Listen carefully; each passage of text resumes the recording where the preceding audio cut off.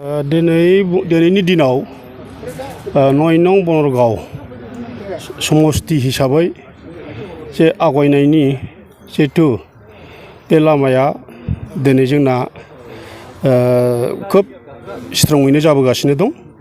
मानो होननानै बुङोबा जोङो जोंनि बनरगाव समस्तियाव जे जयनिं लागासिनो दं, जोङो हाबगासिनो दं।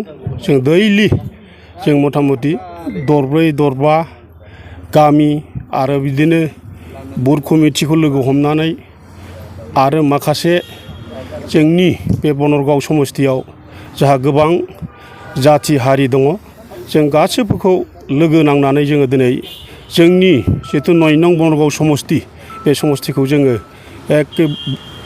गोबां जिहेतु जे बहराव देरहाहोनो थाखाय जोङो दिनै थियारि आरो माब्लाबाबो बे जोंनि बनरगाव समस्तिया जेनफेराखै आरो जेना एबारबो जेना निस्सय हाग्रामा महिलारिनि सारनि दैदेननायाव जिहेतु जोंनि बे BPF पार्टी बे बनरगाव हिसाबै खोब स्ट्रं आरो जोङो जेरैबाबो जोंनि बनरगाव समस्तिखौ जोङो 30,000नि एबाब बा 30,000आव जोङो जोंनि केन्डिडेटखौ जोङो देरहाहोनायनि हाबाफारिखौ मावगासिनो दं। केन्डिडेटनि सायाव आं बेखौनो बुंनो नागिरदों जे जोंखौ हाग्रामा सारआ जों खेबसे हाग्रामा सारजों लोगो हमखांबाय, सारानो लेंहरदों जे सारआ होनदों जोंखौ जे जों बनरगाव ब्लकनि जे आफादगिरि बा बनरगाव ब्लकनि जोंनि जेसेबां जे जाहा मावथि फारिया दं, जे जोंनि हाग्रामा सारआ बुंदों जे नोंथांमोनहा बा नोंसोरो बनरगाव ब्लक हिसाबै नोंथांमोनहा टिकेटनि थाखाय माथा मारिनाङा, बे टिकेट होयिया जोंनिसो गोजौनि बाथ्रा। दा नोंसोरो खालि बनरगावखौ बोरैबा मोजां जे माबायो नोंसोर देरहाहोनो हायो, बे खामानिखौ नोंसोर मावबाय थालांबानो जाबाय होननानै जोंनि सिगाङाव हाग्रामा सारआ फोरमायनानै हरदों।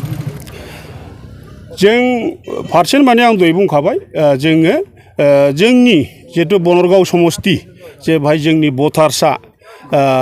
भटार्सआ दा बारायबाय, दा बेहाय 56,600 बेसेबांबाथा दङ। दा बिनि गेजेराव महिला हिसाबै 10,000सोआ महिला हिसाबै बारा। दा जों बिनि गेजेराव जों जेरैबाबो 30,000सिमखौ जोङो जेरैबाबो जों मोनगोनखौ आसा आरो बे खाथां 100% जों बनरगावखौ जों देरहानायखौ जों दिनै मिजिंथिबाय।